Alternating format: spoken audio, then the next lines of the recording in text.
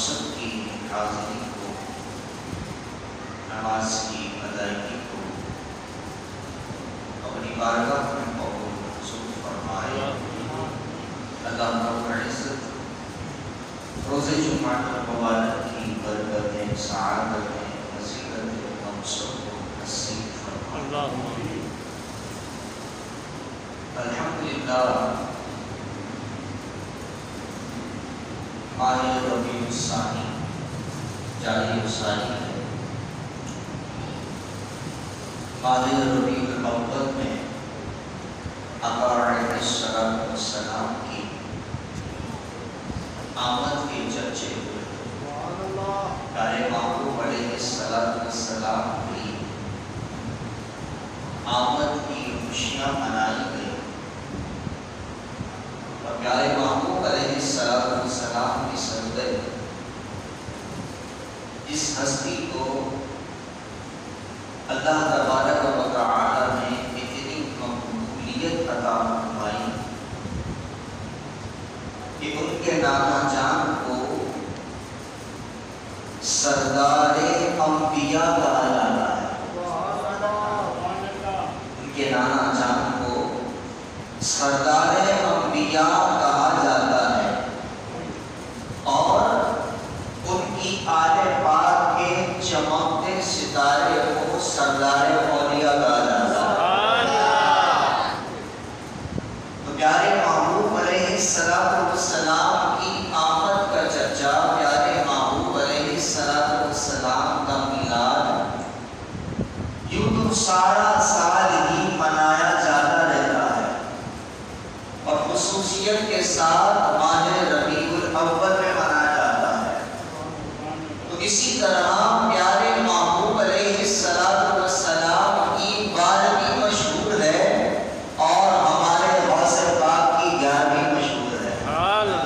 اور اسی طرح حضور سیدی غوث پاک رحمۃ اللہ تعالی علیہ کی 11ویں بھی سارا سال ہی منائی جاتی رہتی ہے اور خصوصیت کے ساتھ ماہ ربیع الثانی میں منائی جاتی ہے۔ اور الحمدللہ یہ اللہ کا کرم ہے کہ ہم الحمدللہ محبت کرنے والوں میں سے ہیں۔ اللہ تبارک و تعالی نے تمام انبیاء کی محبت ہمیں عطا فرمائی۔ اللہ تبارک و تعالی نے ہمیں تمام اہل بیت اطہار کی محبت عطا فرمائی۔ اللہ تبارک و تعالی نے ہمیں تمام صحابہ کی محبت عطا فرمائی۔ اللہ رب العزت نے ہمیں تمام اولیاء کی محبت عطا فرمائی۔ اور اللہ تبارک و تعالی نے جو ہمیں ایک نفوس قدسیہ کی محبت عطا فرمائی ہے، تو یہ اللہ تبارک و تعالی کی جناب سے عطا کرتا ہے۔ ہم نے خود ایک مبارک ہستیوں سے محبت نہ کی، بلکہ اللہ تبارک و تعالی نے ان اولیاء کی، ان بزرگوں کی محبت ہمارے دل میں پیدا فرمائی ہے۔ چنانچہ اللہ تبارک و تعالی قرآن پاک میں ارشاد فرماتا ہے